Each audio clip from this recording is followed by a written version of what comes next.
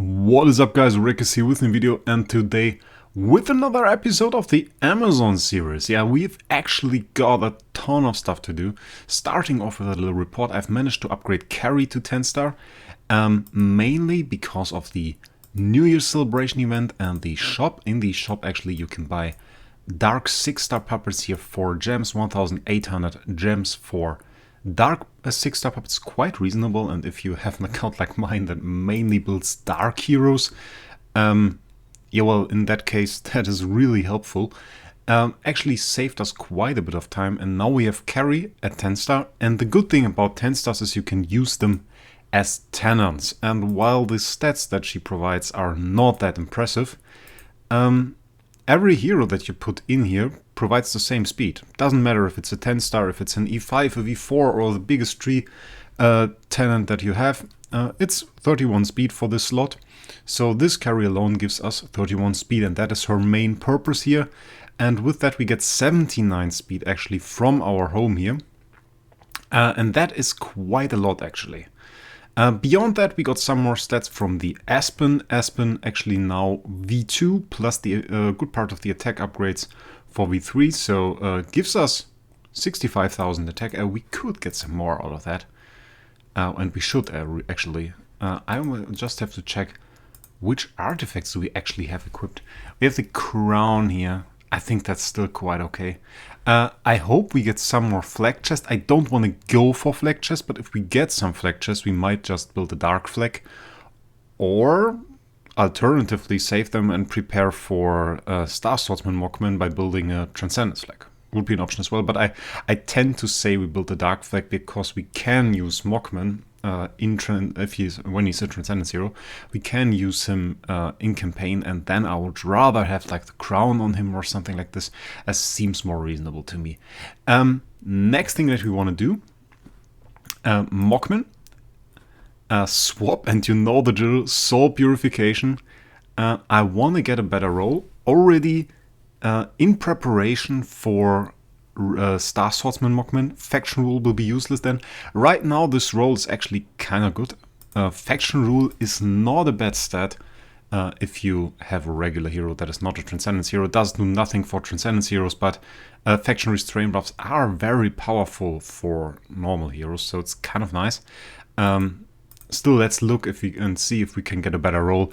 I would see something like Giant Killer. Skill damage is something I want to see. Not necessarily Defier. I take Defier, no questions asked, still a strong stat. I take damage reduction as third stat. I take precision. Precision is really fine. Holy damage is fine, honestly, as well. Though I would rather prefer, well, crit damage is not that strong actually. Well, let's just see what we get, and let's be surprised. Damage reduction, control, precision, crit damage reduction would actually be a nice roll for Starwing Jara. Not that much for a Mockman. As you know, every single roll for us that does not have Giant Killer is basically dead. Not even worth considering. Armor skill damage, you can see 200% skill damage at A+. That is quite a lot. And with all the chases Mockman does, that is still really insane. Holy armor, what do we have here? So we have Holy damage, control immunity offset, Giant Killer. Control immunity offset. Do I like control immunity offset? That is the question. Control immunity offset or faction rule? I mean, faction rule will be better for some time on our regular Mockman. Control immunity offset can be used by Star Swordsman Mockman. Certainly can, because he inflicts his own version of taunt, and that can be helpful, and of course that is amplified by the control immunity offset. I'm thinking about it. It's a little bit hard. I think we stick with the old roll, mainly because I have control immunity offset on my Mockman, and it has been actually quite bad in some situations where he just got attacked quite a lot. 30% crit damage. Interesting. I mean, that's not a small amount. That's honestly not bad.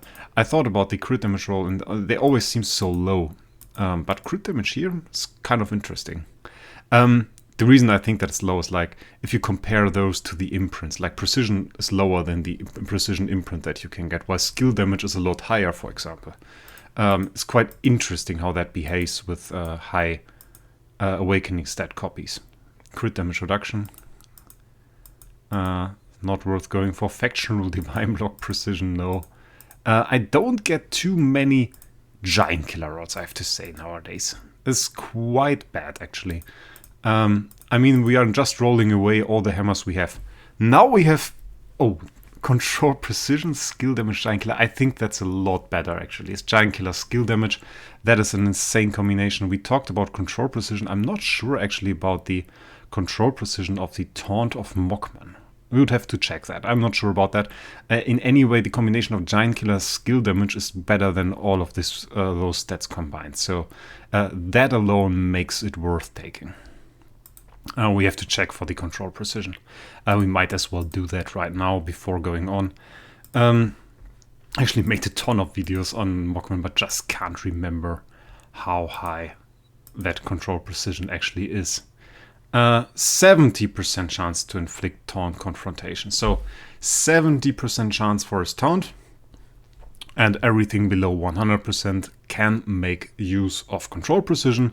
So we are more than fine. Using control precision on him is quite nice, actually. Should be about 91% chance to inflict taunt confrontation, if I did not miscalculate right now. But that should be rather good. It's actually a really nice roll. I think we can improve it a little bit more. I would like to get rid of the control precision in favor of a regular precision, for example. That would be nice.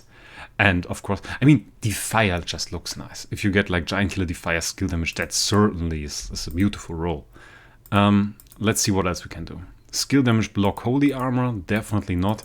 I would also prefer damage reduction over control precision. Damage reduction, I think, is a little bit overlooked. People reroll stats, they are not looking for damage reduction. And I used it on my SFX, and it's so huge to have this huge damage reduction stat on her. She barely takes any damage, and it's very nice. Defensive stats, honestly, a little bit undervalued. 20% crit, 30% crit damage. 20% crit is kind of insane as well. The 30% crit damage honestly seems a little bit weak to me. Still seems a little bit weak to me. But the crit is honestly nice. Last roll, and we got crit Holy Armor Defier. Interesting roll, but by no means better than the roll we got. And I think we now have a pretty fine roll. I would be more than happy to make him Star Swordsman Mockman now and have this roll on him and use him to deal damage. The 200% skill damage will be rather nice. If you don't really know why, then let me explain that to you as well. We have a second for that, I reckon. Let's check out the active skill. Basically, we deal 1200% of attack damage. Okay, that would not be that impactful with skill damage, but if we go down, we start descending, reduce the armor of 2 enemies, and then dealing 1200% of attack damage and 50% chance to attack one more time, up to 5 times. So we are now at 7 hits, I think, 6 or 7 hits. And you have to see every time we do a hit, we also make use of the skill damage. So now we have 7 hits. 7 hits times 2 is another 1400% of attack damage that we deal. That is absolutely insane. It's like an additional hit at the end, and even a bit more than that. So it's quite a substantial damage buff, actually. So let's go now. The next thing we're going to do is I actually prepared a little clear for the next stage we are at in Void Campaign, and I hope that works. I didn't quite test that. But right now we should be able to be faster than the enemies. We should be able to one-shot that Garuda, and I hope the entire enemy stage. If we are not able to one-shot the entire enemy stage, we have to CC them. Ah, that's bad. Yep, and there it is. And there we have it. And there we have it. Worked out. The plan worked out. Oh, now we are on this stage. How far are we now? We are now placed 21, actually, on the leaderboard. There were actually quite a lot of people stuck at 133. Or what? No, they weren't. Just... Oh, there were 1, 2, 3, 4. 4 people stuck there. And at 134 we have me. Okay. A few more. So we have to check now. Who's the weakest link here? Who is like the weakest link? We will have an easier time being faster than the enemies on this one. The main reason obviously being there are no 2 rogues, so that is already something that will make this a lot easier actually. Let's check for the stats. I will just pull out GWO's tool for that. And the enemy with the highest speed here is the Forces. That was to be expected. And the lowest life we will have on the SQH. Yeah, I mean, we kind of have to attack her, right? We kind of have to attack her. And then we have 32% damage reduction on the SQH. So that is kind of alright. With 5 hits from the enemies, we could be dead though. So the question is if we one-shot. So let's just try it. Let's just see if we can one-shot. If we can one-shot the SQH with this setup and kill the enemies, then we are fine anyway. Or the enemies are CC'd and easy clear. Easy clear. GWO's little list for the win, telling us where to attack and where to put this beautiful LFA to get the most use out of it. If there were too many enemies surviving here, the SQH counterattacks would have killed us. But like this, I think it's alright. Lowest life enemy here should be the Ithaca, I reckon. So we should be fine placing it like this. And those Onkirimarus are always pretty tanky. Pretty tanky, I have to say. So, next stage. Oh, we got Penny in here. Okay, that one I want to check out as well. That is the 137 and 137.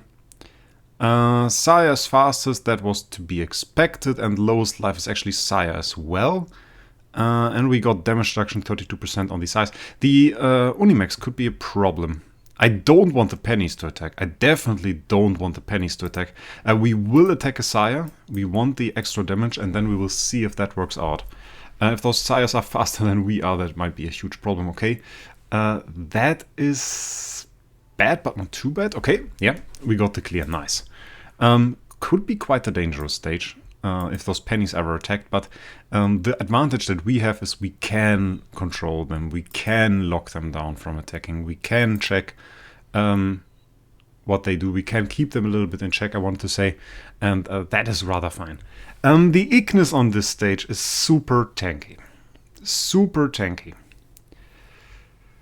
I think the lowest effective HP might actually be the Wraec, which is bad, because that is a lot of HP. The problem here is we have 52% damage reduction on the Cthulhu's with 623 million HP and 747 million HP with 32% damage reduction on the Wraec. So just eyeballing it and not really calculating, the Wraec should have less effective HP. Yeah. Not too...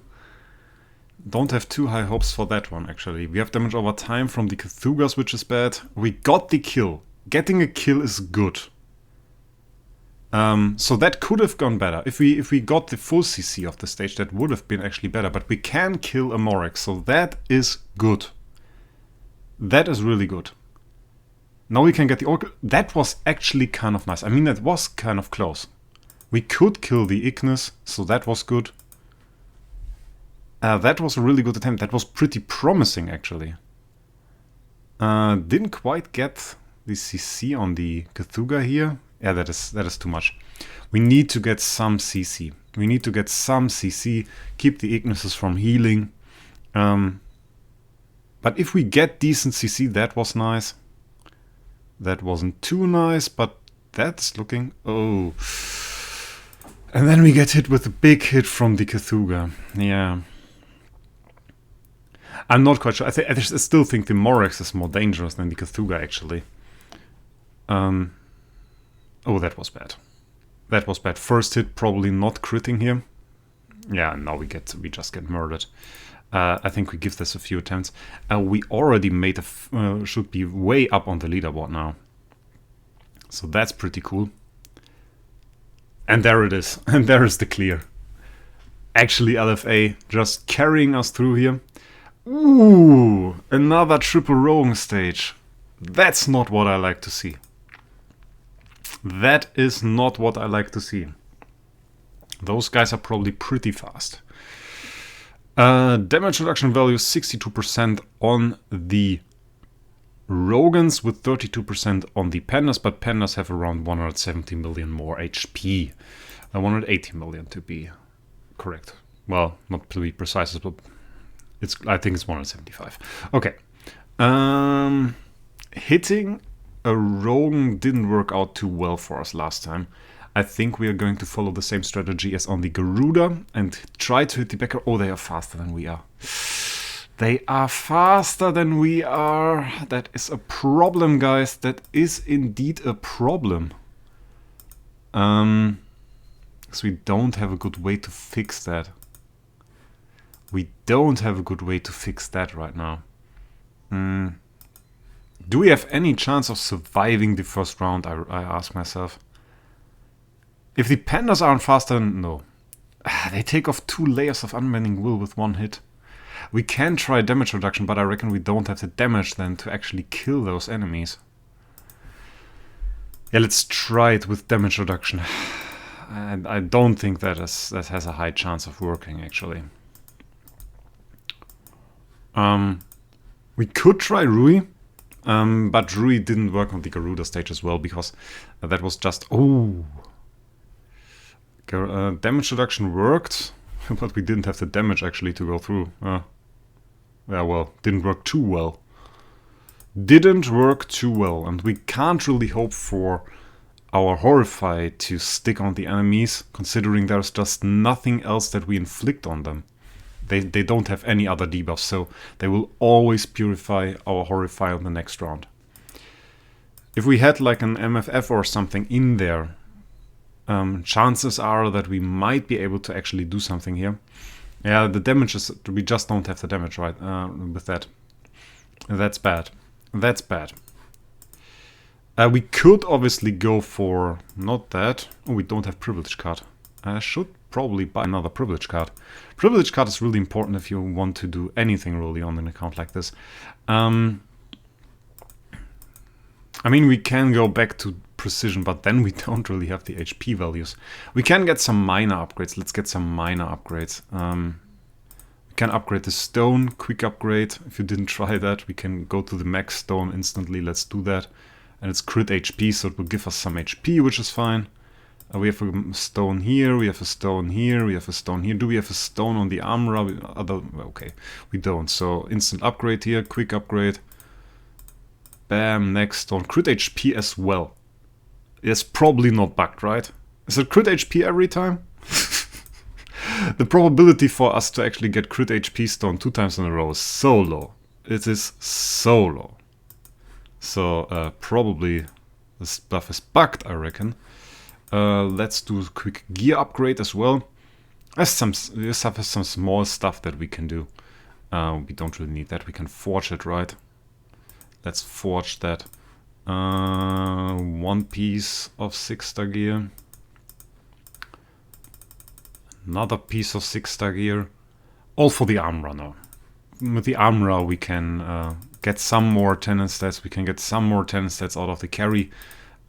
We would need some more 9-stars. We don't need dark food anymore. We need copies. We can upgrade the armor now to E5, which will probably be the next thing that we do. Armor to E5. And while we are doing that, collecting carry copies, because we don't have any carry copies, and then once we have 4 carry copies, upgrading her to E5 too, and get optimal tenants for LFA in that way. Although it might just happen, oh, I'm on the wrong hero, that we get Star Swordsman Mockman to E5 or to Transcendence Hero level before. And in that case, we would not need that. Okay, that is actually quite good. We can use the Rui Scepter. Though I think using the Rui Scepter on the carry would be the smarter idea, because she's in a higher slot. She's in level 60 slot or something. So she could provide some tenant sets, even though we are now talking about super small HP levels that compare in no way to the damage the enemies inflict. Next thing we can do is also get the skin. But I think this is like the best that we can do. We should be faster than the... Is this still with damage reduction? It must be with damage reduction, right? That must be with damage reduction. That is not what we wanted. If we can take one hit from them, like the first hit without triggering Unbending Will, I think we survive. Crit? That was not with damage reduction? But why was there no damage? We didn't do damage. Where is my damage? I don't get it. I mean, like, we didn't get that much HP from just doing that. Yeah, it's weird. I think that was a bug. I think it just took the damage reduction stats. Yeah, but we actually can't take it. Oh, the Rogue didn't crit. Oh, there is a chance they don't crit. Right. So if one of the Rogues doesn't crit, we can actually survive turn 1. There. And get a shot on the Panda. Which sometimes isn't even enough to kill him. Which means we are still dead turn 2. This is useless. This is useless. I mean, even if we get the good outcome, which is the way you should approach this, by the way. Even if we get the good outcome in this fight, we don't win. So that is probably the next stage where we are a little bit locked. And again, it's a speed problem. If we could attack first, we might just win. I mean, we can use Rui. I'm not too keen. I mean, I think there is even the possibility to use Rui here. Let's try Rui actually. We have the Rui on the carry, right? Yeah. Let's try Rui actually. Let's see what that's about, and let's see if that actually makes that possible. If we can CC the back row, keep the Rogues from attacking, they actually lose their speed buff later on. So I mean, the difference with this stage really is the Pandas are less aggressive, at least with the basic skills, than the Rogues. I say that, and that bloody Panda nukes us 4 trillion damage. Yeah, it's not like... Well, it's not like it's the same as with Garudas. Garudas nuke you every time. Oh, this is still so bad. We just killed the Panda, though. I mean, there has to be a chance, right? There has to be a chance. We can see the back row. That works. We are not in Unbending Will, so that's good. We can kill this one. But we will get 2 Panda actives in the face. That's bad. Different approach. Front row. We kill the front row Panda. That is the plan now. We kill the front row Panda. Because those guys have actors. The back rows... Oh, wait. Then the back row Rogues kill us. Oh, wait. Then the back row Rogues don't kill us. Because we kill the Panda, right? And the back row guys don't have an actor skill. Ha, that's smart. That's smart. We didn't kill it. That's not good. But there was the option. If we killed that one, I think we can survive 1 Panda active. I think we can do it. I think we can do it. We just have to kill this guy. If we kill this guy, if we kill this 1 Panda, I think there is hope. I think there is hope, guys. Then we can CC everybody again. But we can't kill him. Oh, probably we do reduce damage reduction in the back row with the basic, right? Do we do that? I think that was the case, right? Increase have crit, we reduce their control immunity. Oh, we don't! I thought we reduce damage reduction or something in the back row, but we don't. So there should be a way to actually one-shot that front row Panda. Or is it like that this minimal damage that we do here is... That is so close! Don't tell me that's impossible! My god. There has to be a way, right? I mean, what can we do to get more damage right now? We can use those. We can use those. And I think the most effective way would be to do this, right? We use 90k of those for Stardust and go into Star Spawns and level this guy up here. Can we upgrade him? Yeah, we can upgrade him once more. Let's level him a little bit further. That's actually damage, guys. That's actually damage. Let's level him even more. And we have a ton of green mats, so let's assess his star destiny. we will just use some of those green materials that we don't need. And now we will just get a god roll here. Just get a god roll with like 140% skill damage or something. And then we will be happy. That's good enough. That's good enough. That's 113% skill damage. That's pretty good. So we have now a 40% skill damage. And if that's not enough to kill this panda, I don't know what is.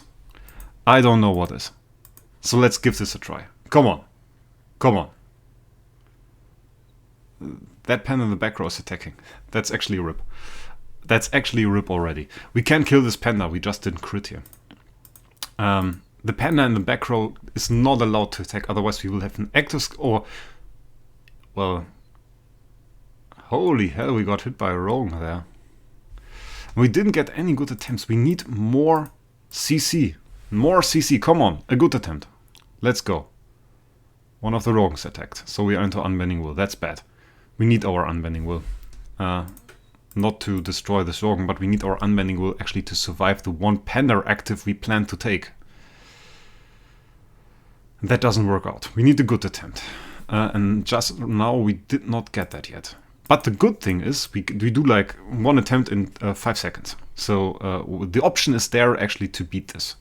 And I remember some stages I did on my main account where I used like my Ferrokin Vessa and she was in a main home. And then this always escalated and went to like around 18 or something with no chance of ever beating it. So that's looking good. That's looking good, guys. I mean, that wasn't good crit. That just wasn't good crit. We have to kill this panda. We have to kill this panda. We have to CC the entire back row, then kill the panda, CC everybody again. The rogues kept the CC. Why did they keep the CC? Oh, okay, we have invisible back row status reduction. I think they actually can reduce the CI reduction we give them. If you didn't know that, by the way, there are some status effects or some attribute reductions in this game that don't have a symbol. They kept the symbols they introduced like years ago and never introduced new symbols for some of the newest reductions. Like there is no symbol to actually show you that you have reduced CI offset, for example, or reduced control immunity, or reduced all damage reduction, or that you get a buff in all damage reduction. There is no symbol to actually show you that. DH never included that, which is kind of stupid in my opinion. I mean, you don't see anything anyway. You see that there are some buffs, and sometimes that helps, but you don't see a whole lot. So that is a little bit stupid in my opinion.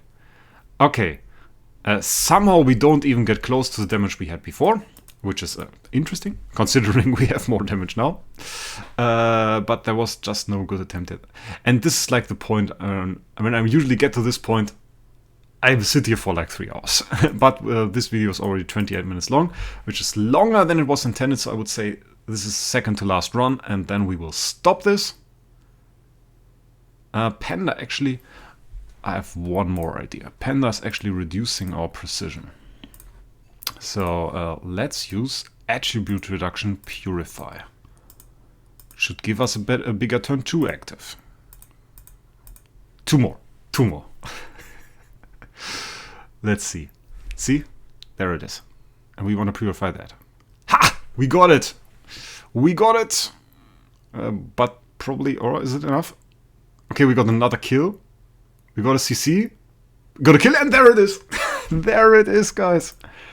Attribute reduction purify for the win. Purifying the panda precision debuff and getting more damage that way. That is really nice. Bloody hell, that is an annoying stage. I mean, we give it a shot, right? We give it a shot. I promise to end this, but we will give it a shot. Damage reduction 32%. Actually, lowest life here is either the boss or the Garuda. I reckon we go for the boss. And we go for the boss with max damage. And with the intent to kill in that sense. Boss actually has CC, so we will switch back to control purify. Keep it like that. Crit precision, that's fine. We have additional skill damage now from the Dark Star spawn. Whale would still be better. We will go for the boss, so let's kill us a boss stage. Come on. Yeah, that was not it. It was pretty close though. I mean, that was a good shot. We killed the Garuda, we killed a Mim, so there's just not a Mim allowed to survive. We can't have a Mim surviving. But I think the option is there, considering everything. I think we just need good attempt, which is pretty easy to do. There it is. And with that, we actually cleared 1-3 in this video, which is insane. And I think there is a certain person from my Discord that is on 1-4-1 that cleared the next stage. And mate, we are so close to you now. We are so close to you now. You better be scared. You better be scared. You better be scared. Can we pass him? Oh, that is such a high attack reduction. That is such a high attack reduction. Well, that wasn't good. That wasn't good. I would say we keep it exciting. Or do we? I mean, like, I can use attack. I can probably use attribute reduction, purify, and clear that in a second, right? But we will keep it exciting, and maybe in the next episode we will actually catch up. In any way, guys, I wish you a great day, and we will see us in the next one.